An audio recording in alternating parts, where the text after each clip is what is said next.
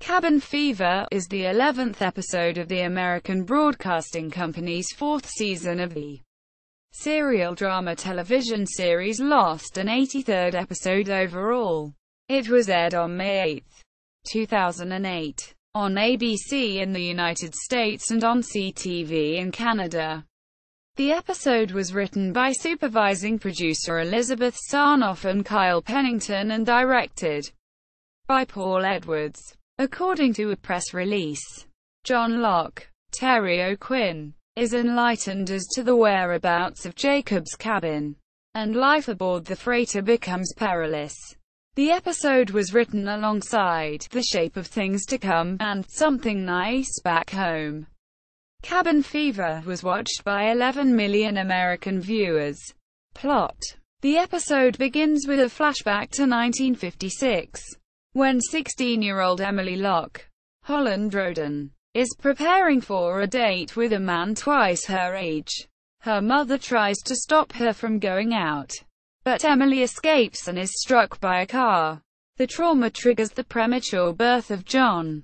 As an adult portrayed by Terry O'Quinn, John's life is monitored by Richard Alpert, Nestor Carbonell, who at John's birth and throughout his childhood looks the same age as he does in present day, and Matthew Abaddon, Lance Reddick, each of whom attempts to influence his life. The existence of perilous bioscience is revealed when John is invited to spend the summer there as a highly gifted high school student. In the present day, Locke, Hugo, Hurley, Reyes, Jorge Garcia, and Benjamin Linus, Michael Emerson, are attempting to find a cabin inhabited by Jacob, the de facto leader of the others. They are initially unsuccessful, but an apparition of deceased Armor Initiative member Horace Goodspeed, Doug Hutchison, assists Locke by pointing him to the initiative's mass grave. There, Locke extracts a set of blueprints from Horace's jacket, and uses it to locate the cabin. On the freighter Kahana, mercenary Martin Keamy, Kevin Durand, returns from his unsuccessful attack on the barracks, the former home of the others. Enraged that his mission was unsuccessful and several of his colleagues were killed, he accuses Grant Bowler, of giving him up to Ben. But Galt tells Keamy that Michael is the actual spy. He tries to kill Michael by shooting him. But just as in Meet Kevin Johnson, when Michael tries to commit suicide, the gun jams. Grant Bowler then tells Keamy that Michael is vital to repairing the engines, because he is the one that sabotaged them initially. Syed Jarrah, Naveen Andrews, fearing Keamy's intentions, uses a Zodiac boat to return to the island, hoping to save as many people as possible. Desmond refuses to accompany him, saying that he would never return to the island after he left. Several hours after Syed leaves, Keamy stages a mutiny. A soldier receives a message from the island saying they found the body of ship Dr. Ray Mark Van, as shown in The Shape of Things to Come.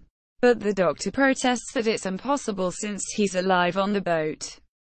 Keamy orders Frank Lapidus, Jeff Fahey, at gunpoint to prepare the freighter's helicopter. Lapidus refuses, and Keamy kills the doctor and Galt in response.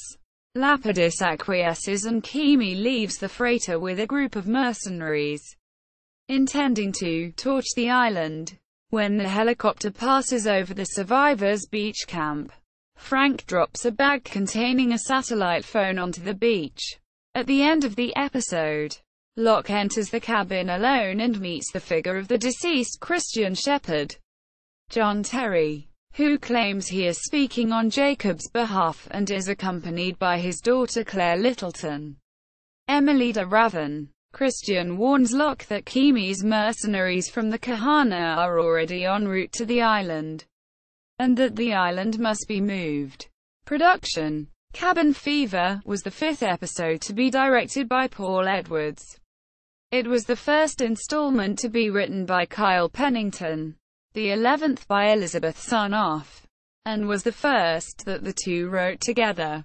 Recurring guest star Nestor Carbonell appeared in 7 episodes of Lost's 3rd season as Richard Alpert. The mysteries surrounding his ageless character were heavily discussed among the fan community. While producing the final episodes of the 3rd season, Carbonell was cast in a starring role on the new CBS series Kane. The writers modified their original story plan for the 3rd season in anticipation for Carbonell's potential unavailability. Despite Carbonell's willingness to return to Lost, CBS president Nina Tassler ruled out another Lost guest appearance. Kane was cancelled during the 2007-2008 Writers Guild of America strike, freeing Carbonell from his contract with CBS. Executive producer Carlton Cuse cited this as an unintended positive consequence of the strike.